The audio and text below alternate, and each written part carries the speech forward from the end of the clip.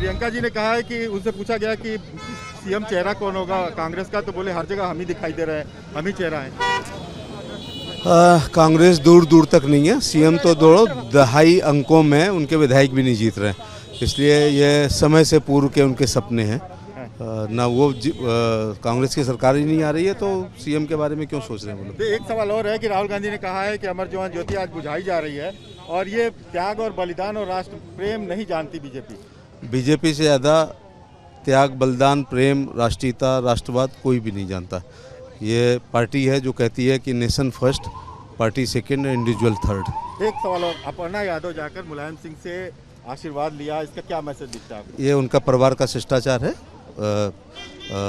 शिष्टाचार अलग बात है और चुनाव लड़ना अलग बात है और पार्टी छोड़ना अलग बात है। प्रधानमंत्री ने कहा है 23 तारीख को वो सुभाष चंद्र बोस नेताजी की एक प्रतिमा का अनावरण करेंगे।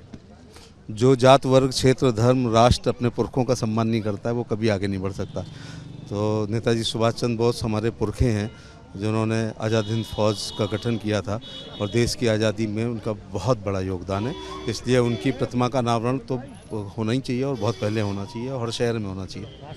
दिनेश जी, प्रियंका जी से ये पूछा गया है कि उत्तर प्रदेश में कांग्रेस का सीएम फेस कौन है, तो उन्होंने कहा किसकी सबसे ज्यादा तस्वीर दिख रही है। उन्होंने अपने बारे में जिक्र किया, यानी कि प्रियंका गांधी अपने आप को सीएम का चेहरा मान रही। आप कैसे देखते हैं?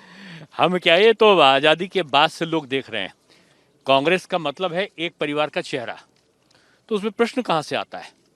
प्रश्न तो तब आएगा जब किसी परिवार के अलावा किसी का चेहरा आएगा, तब प्रश्न आता है। तो अगर वो सीएम का चेहरा रहते हैं कोई इम्पैक्ट?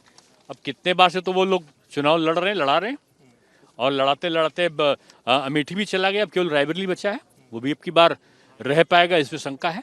कितनी सीट कांग्रेस की आ रही है कुछ देख रहे हैं आप? मैं कांग्रेस से क्या, मैं बीजेपी की बता सकता हूँ कि 3/4 जो हमारा जो बहुमत है पिछले से ज्यादा होगा। दिनेश जी, आज जिस तरीके से थीम सॉन्ग लॉन्च हुआ है, कितना इम्पैक्ट डालेगा, कैसे देखते हैं? नहीं देखिए, थीम सॉन्ग का मतलब ही होता है कि जो हमने काम किए हैं उनको लयबद्ध करके उनको हम नारों के रूप में जनता के बीच में पहुंचाएं।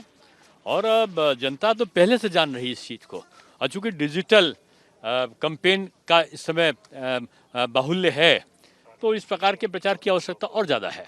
अखिलेश जी कह रहे हैं करहल से चुनाव लड़ेंगे, कितना इम्पैक्ट डालू, क्योंकि पहले ये सुना कि आजमगढ़ जाएंगे, फिर संभल जाएंगे, फिर देखिए ये उनके दल की और उनकी अपनी पॉलिसी है कि कहाँ से लड़ेंगे। अगर लड़ते हैं चुनाव तो कितना इम्पैक्ट डालेंगे? नहीं, कौन इम्पैक्ट डालेगा ये तो जनता बताएगी। मैं इतना इम्पैक्ट जानता हूँ कि इस बार बीजेपी अपना पिछला रिकॉर्ड तोड़ेगी और जो सपा, बसपा, माकपा, भाकपा, कांग्रेस, MIM ये मिला के 3 डिजिट का आंकड़ा पार नहीं करेंगे। 50% से ऊपर जो वोट मत प्रतिशत है वो भारतीय जनता पार्टी को मिलेगा और निश्चित रूप में पिछला रिकॉर्ड बीजेपी का